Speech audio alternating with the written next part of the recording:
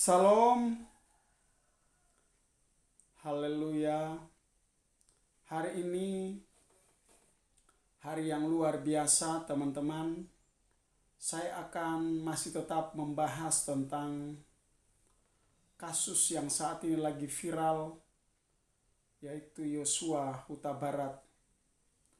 Ya, teman-teman, namun sebelumnya saya mengangkat salah satu tema atau firman Tuhan di dalam Yosua 24 ayat 29 dan ayat 33. Saya akan bacakan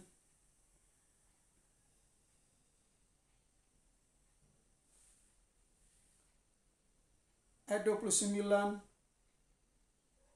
Dan sesudah peristiwa ini, maka matilah Yosua bin Nun hamba Tuhan itu ketika berumur 110 tahun. Lalu ia dikuburkan di daerah milik pusakanya di Timnat Sera yang di pegunungan Efraim di sebelah utara gunung Gaas. Ayat 33, juga Eliezer bin Harun mati dan dikuburkan di bukit yang diberikan kepada Pinehas anaknya itu di pegunungan Efraim. Haleluya, haleluya. Nah, Yosua dan Eliezer mati. Kalau kita pelajari firman ini,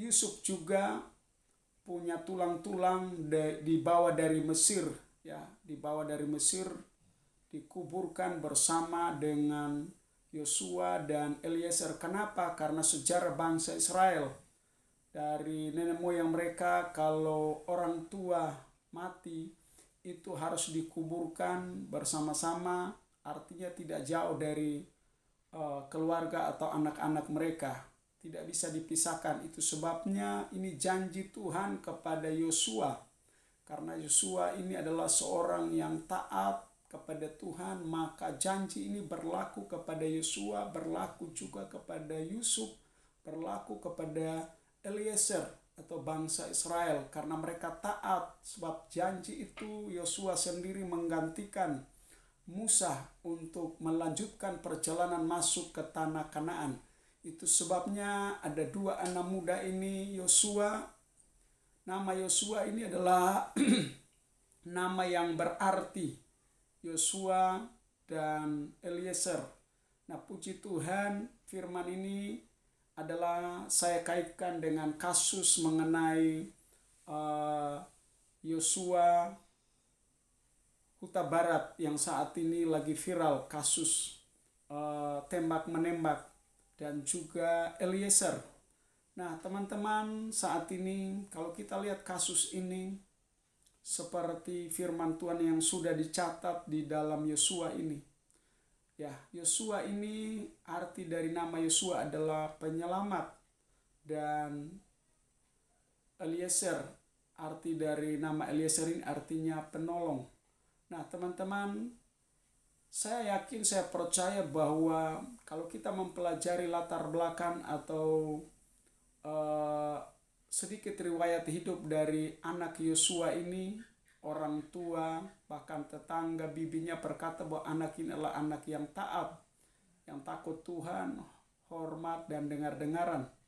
Ya, sesuai dengan nama ini mungkin orang tua memberikan nama, ya, dari papanya Samuel. Ya, Samuel Huta Barat ini saya yakin nama ini juga diambil dari seorang yang mentabiskan Raja Saul dan Daud, dan dia juga adalah seorang imam. Tapi saya tidak bahas itu. Saya bahas bagaimana papanya Yosua ini menamakan Yosua ini mengambil dari tokoh Alkitab ini. Yosua adalah penyelamat. Nah, saya yakin melalui kasus ini Yosua, sekalipun dia tidak ada lagi, tetapi saya yakin dan saya percaya bahwa Yosua akan menyelamatkan bangsa Indonesia dan juga nama konstitusi Polri yang saat ini kasus sedang ditutupi, yang tidak dibuka terang-menerang melalui pengacaranya Yosua yaitu Kamarudin Simanjuntak. Nah teman-teman, juga Eliezer adalah kalau kita pelajari sedikit riwayat hidup ya, bahwa dia adalah salah satu aktivis di gereja ya, setia di dalam organisasi gereja. Dan kalau kita melihat juga pengacara ini berkata bahwa sebelum diwawancarai atau di BAP dia juga menyanyikan lagu-lagu rohani, berkata bahwa hidup ini adalah kesempatan. Ini menandakan bahwa Eliezer juga adalah nama yang berarti penolong. Mungkin orang tua menamakan dia ini sudah ada artinya. Jadi Yosua artinya penyelamat, Eliezer artinya penolong. Nah sekalipun saat ini saya perlu memberitahu bahwa Yosua tidak ada lagi. Namun kasus sampai saat ini belum tuntas melalui para kuasa hukum dan juga setiap masyarakat mengawali kasus ini dari berbagai pihak. Mereka mengawali kasus ini. Kenapa? Karena hal pertama skenario adalah bahwa seolah-olah tembak-menembak dan ini terjadi pelecehan. Tetapi fakta, fenomena yang sudah diungkap kasus ini bahwa tidaklah demikian. Itu adalah berita hoax. Ya, kita tahu bersama bahwa Yosua ini adalah anak yang penurut, taat. Tapi bagaimana mungkin dia bisa menembak orang dan juga melecehkan seorang istri Ferdy Sambo. Namun kita lihat kesaksian dari pacarnya dia, Vera. Sebelum dia dieksekusi, ditembak, dia sudah menyampaikan kepada Vera dan sambil menangis bahwa saya ini diancam, dibunuh. Nah karena itu kalau bisa Vera mencari pasangan untuk jangan lagi berharap kepada Yosua. Nah kalau kita melihat dari sini tidak mungkin. Tetapi apa daya, ya dia sudah diancam. Namun kita kembali lagi, nama Yosua ini adalah penyelamat. Saya yakin dengan kasus-kasus ini untuk menjadi bahan pelajaran, ya sekalipun Yosua tidak ada lagi, tapi yang saya mau angkat di sini hal yang pertama adalah Yosua menyelamatkan bangsa Indonesia. Yang kedua, dia menyelamatkan bangsa, menyelamatkan konstitusi Polri atau nama baik, martabat Polri. Ya, kenapa? Karena selama ini ditutupi, ada beberapa oknum yang menutupi, terlibat. Bahkan kita lihat ada pengacara Kamarudin ditawarkan, beberapa oknum Polri menawarkan uang menyuap supaya kasus ini ditutupi. Tetapi seorang pengacara ini konsisten bahwa dia tidak mungkin mengkhianati keponakannya atau keluarganya, ya Yosua. Dan dia menolak keras yang ditawarkan uang supaya dia menutupi. Itu sebabnya nama Yosua ini adalah penyelamat. Ya, sekalipun Yosua tidak ada, dia menyelamatkan yang pertama bangsa Indonesia, yang kedua konstitusi Polri, karena kepercayaan masyarakat kepada Polri. Biasanya kita pergi ke kantor polisi, ditulis di depan itu atau semboyan di depan, kami siap melayani Anda. Namun sebaliknya ketika kita salah, bukan kami siap melayani Anda, tapi kami hajar Anda. Itu sebabnya Eliezer saat ini dia adalah korban atau dia dijadikan umpan atau kambing hitam Ya, bahkan kalau kita lihat Eliezer meminta perlindungan, ya, dia siap mati untuk membongkar kasus Ferdy Sambo ini. Ya, dia siap mati karena itu dia minta LPSK supaya melindungi dia, menjaga.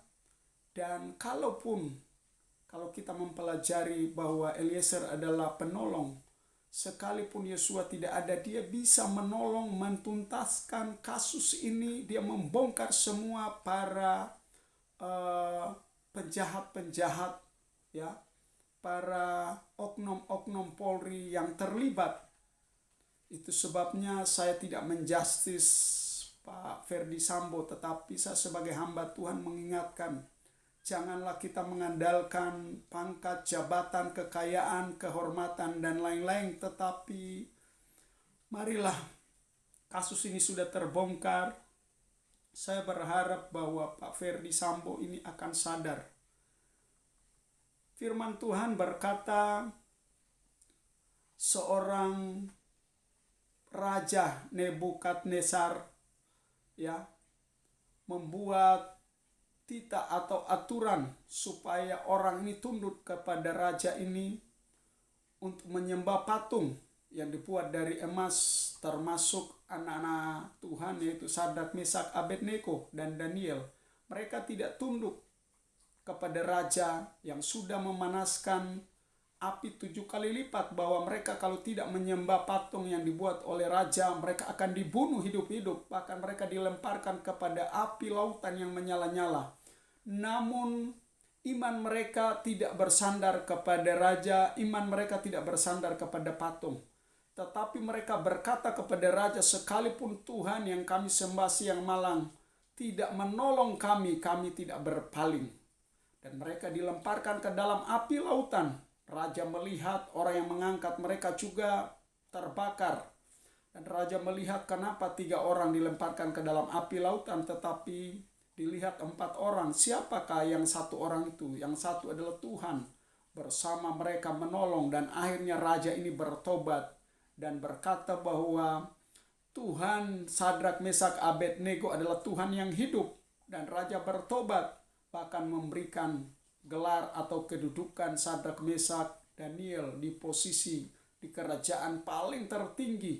Dan kalau ada orang yang coba ingin menjatuhkan atau membuat hal-hal yang tidak diinginkan oleh raja, maka raja akan memusnahkan. Karena raja Nebukadnezar ini dia tahu bahwa Tuhan Sadrak, Mesak, Abednego adalah Tuhan yang hidup.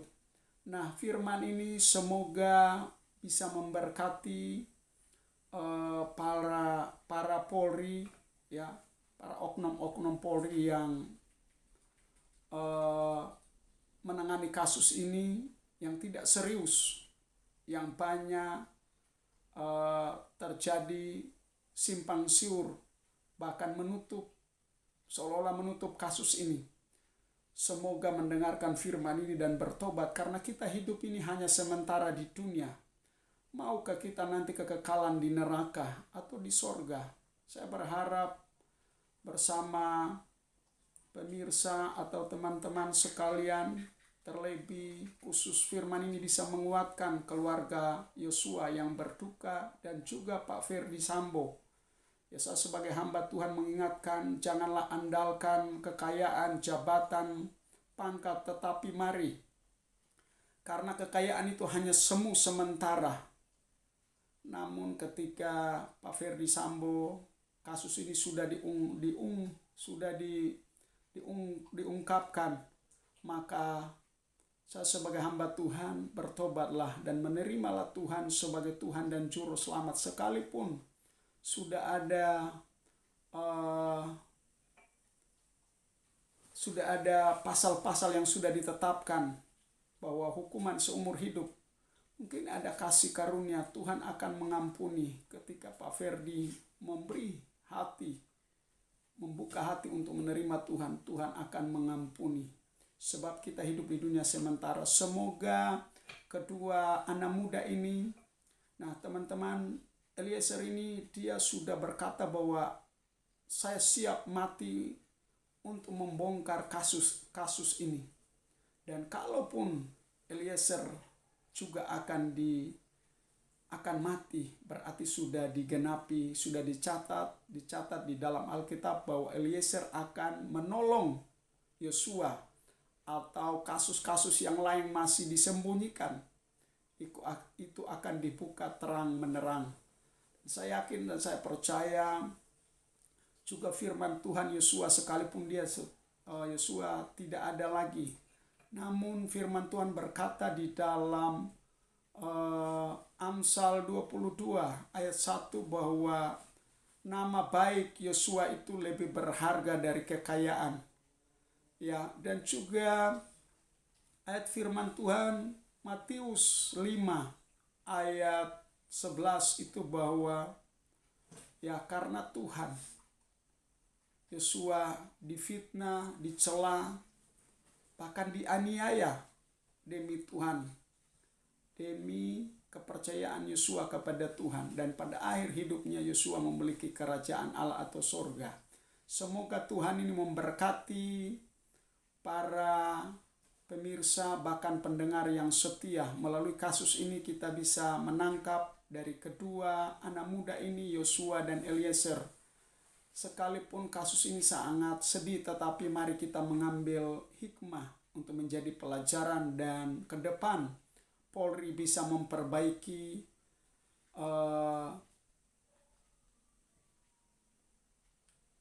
kasus-kasus atau kinerja yang tadinya tidak dibukakan. Mungkin melalui pelajaran ini dan melalui firman ini bisa memperbaiki ke depan lebih baik lagi, supaya bisa menjaga marwah Polri, konstitusi, ya, kredibilitas, moralitas, kualitas, supaya mengembalikan kepercayaan masyarakat kepada konstitusi Polri. Kamarudin Simanjuntak selaku kuasa hukum keluarga Brigadir J mengungkap pengakuan mengejutkan terkait kasus tewasnya Brigadir J yang mengaku sempat didatangi oleh sejumlah anggota kepolisian.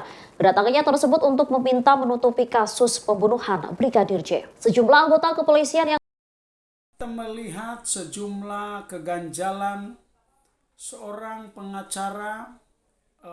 pengacara Eliezer berkata bahwa ada surat pencabutan kuasa hukum, dan seorang pengacara ini dia mengenal bahwa Baradae itu tidak bisa mengetik, dia hanya menulis pakai tulisan aja. Tetapi ada apa sehingga ini surat pencabutan surat kuasa untuk mendampingi Baradae, ada apa? Dan sampai ada tanda tangan dan pakai meterai. Dan dia tahu bahwa ini bukanlah Baradae punya ketikan, karena dia ada di tahanan. Ada apa? Ini sepertinya ada apa? Padahal Baradae itu minta perlindungan karena dia akan membongkar semua kasus Ferdy Sambo. Mari kita lihat. Jadi saya dapat WA dari anak buah saya, pengacara, dari kantor saya di Condet. Surat pencabutan kuasa. Tapi ini surat pencabutan kuasa ini tulisannya diketik. Tentunya posisinya si Eliezer nggak mungkin mengetik. Orang dia tahanan. Diketik baru dia tanda tangan. Biasanya Eliezer ini suka nulis tangan. Ya kan, tapi dia diketik dan tanda tangan. Saya bacakan saja. Mana? Kamera mana kamera? Silakan. Kamera mana kamera? Bersama? Ya. Oke. Saya bacakan saja. Surat pencabutan kuasa yang bertanda tangan di bawah ini saya. Ini saya santai ya. Saya baca ini tanpa tendensi apa-apa, tanpa posisi apa-apa, tanpa perasaan apa-apa. Biasa begitu kalau saya kalau ini ya. Surat pencabutan kuasa yang bertanda tangan di bawah ini saya. Nama Richard Eliezer Pudihang Lumiu. Tempat tanggal lahir Manado 14 Mei 1998. jenis kelamin laki-laki, agama Kristen Protestan, sama seperti saya, Kristen Pantekosta, GPDI. Kewarganegaraan Indonesia, pekerjaan Polri, alamat Asrama Brimob Cikias, Kampung Kadu Kubur Cikias Udik, Kabupaten Bogor, Jawa Barat. Dalam hal ini menerangkan bertindak sebagai diri sendiri, selanjutnya disebut sebagai pencabut kuasa. Dengan ini menerangkan bahwa terhitung tanggal 10 Agustus 2022 mencabut kuasa yang telah diberikan kepada Deolipa Yumara, sarjana hukum. Iya, kita melihat bahwa seorang kuasa hukum atau pengacara Kamarudin Simanjuntak, ya, beberapa statement bahwa ada beberapa oknum Polri datang untuk menawarkan sejumlah uang supaya dihentikan atau ditutupi kasus ini bersama keluarga. Namun seorang pengacara ini konsisten bahwa dia tidak mungkin mengkhianati. Dia akan membongkar kasus ini, bahkan dia menolak keras ditawarkan uang sejumlah nominal yang mungkin sangat besar bagi pengacara. Namun pengacara ini dia sudah berkata bahwa dia akan menyelesaikan kasus ini sampai endingnya. Dan dia akan membongkar seterang menerang, dan seperti apa yang dia sudah sampaikan bahwa dia mengandalkan Elohim atau Tuhan. Dan dia berkata ya di atas, ya tidak di atas, tidak, selain dari itu adalah pekerjaan iblis.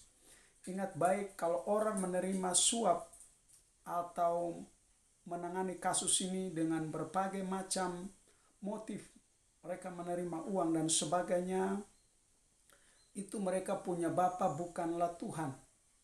Atau mereka punya Tuhan tetapi bapa mereka adalah iblis. Firman Tuhan berkata di dalam Yohanes 8:4 ayat 44 berkata bahwa bapalah iblislah yang menjadi bapamu sehingga engkau berkata atas kehendak engkau sendiri, dan di dalam diri kamu tidak ada kebenaran. Di dalam diri kamu adalah kebohongan, pendustaan, dan lain-lain. Itu sebabnya kalau orang memiliki Tuhan, pasti dia tidak menerima suap dan dia tidak berbohong. Saya yakin, saya percaya pengacara Kamarudin Simanjuntak, orang selalu takut Tuhan dan menjaga marwahnya sebagai advokat, sebagai pengacara, menjaga kredibilitas, moralitas, dan kepercayaan kepada publik. Sebabnya saya yakin Pak Kamarudin ini orang selalu mengandalkan Tuhan dan dia menyelamatkan kasus ini seperti nama Yosua. Semoga Pak Kamarudin bersama tim advokat Tuhan memberkati dan Tuhan menyelamatkan, dan ada banyak kasus untuk dibongkar melalui pengacara-pengacara yang handal, pengacara-pengacara yang profesionalisme seperti Kamarudin ini. Saya berdoa dan saya memberikan apresiasi kepada pengacara Kamarudin Simanjuntak. Semoga Pak Kamarudin tetap sukses dan diberkati Tuhan. Kamarudin Simanjuntak selaku kuasa hukum keluarga Brigadir J mengungkap pengakuan mengejutkan terkait kasus tewasnya Brigadir J yang mengaku sempat didatangi oleh sejumlah anggota kepolisian. Kedatangannya tersebut untuk meminta menutupi kasus pembunuhan Brigadir J. Sejumlah anggota kepolisian yang mendatanginya tersebut merupakan utusan dari Mabes Polri. Namun ia enggan mengungkapkan identitas anggota polisi tersebut. Kamarudin juga tak menjelaskan kapan utusan Mabes Polri tersebut mendatangi dirinya dan keluarga almarhum. Kedatangannya itu diduga hendak menutupi kasus Brigadir J tersebut. Ia menjelaskan bahwa sejumlah polisi ini telah datang untuk membujuk dirinya serta keluarga almarhum agar menghentikan penyidikan. Akan tetapi ia Baradae siap mati untuk membongkar kasus Ferdi Sambo. Ya, dia akan membongkar, itu sebabnya Baradae ini hanya dijadikan sebagai umpan atau kambing hitam. Karena itu dia minta perlindungan dari LPSK supaya melindungi untuk menjaga dengan maksimal. Karena takutnya kunci ketika Baradae membongkar kasus ini. Karena ada beberapa oknum atau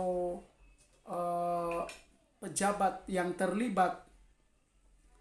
Itu sebabnya dia minta kesempatan supaya menghubungi keluarga atau orang tua yang ada di Manado, di Mapanget, supaya nanti dia tidak minta-minta kalau dia meninggal, bahwa dia sudah membongkar semua kasus skenario dari Ferdi Sambo. Karena semua ini adalah skenario dari Ferdi Sambo. Karena motif Baradae tidak ada motif, dia hanya dijadikan umpan. Nanti saya akan bahas selanjutnya apa arti dari nama Eliezer.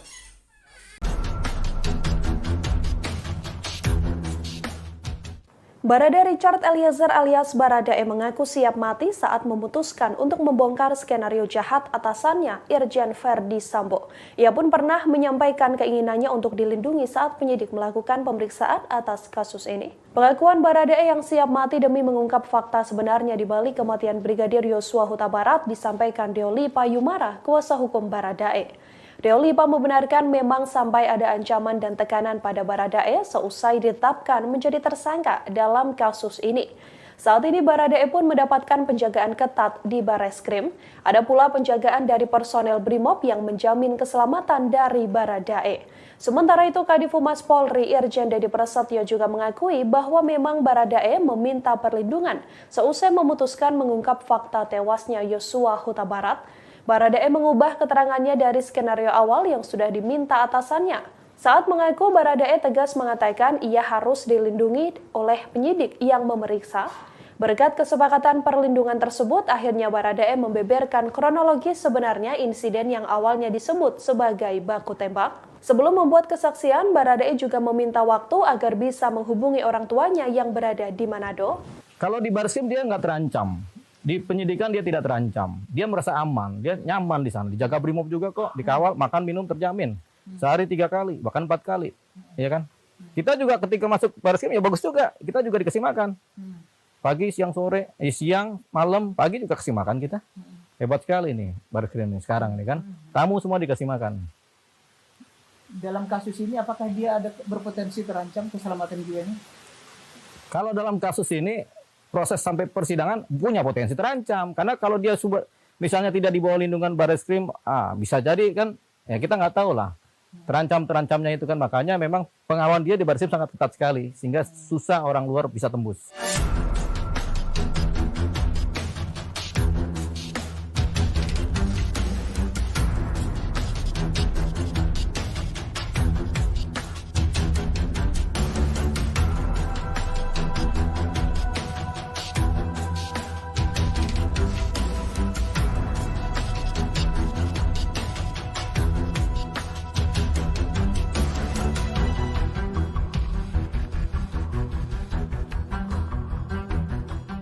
Kita lagu rohani, lagunya indah pada waktunya, sama hidup ini adalah kesempatan. Kuasa hukum Baradae Deoli Payumara menyampaikan beberapa hal terkait kasus yang kini ditanganinya. Dalam sebuah wawancara eksklusif, Deoli menyampaikan ia meminta Baradae melakukan beberapa hal sebelum membongkar kasus pembunuhan berencana terhadap Brigadir J. Mulai dari berdoa, menyanyikan lagu rohani, hingga meminta Baradae untuk menelepon sang kekasih. Hal itu disampaikannya agar Baradae merasa lebih tenang.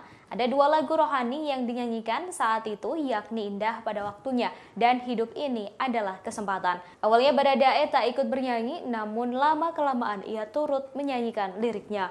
Setelahnya ia berupaya untuk memfasilitasi keinginan sang klien yakni menghubungi sang kekasih. Baru setelah itu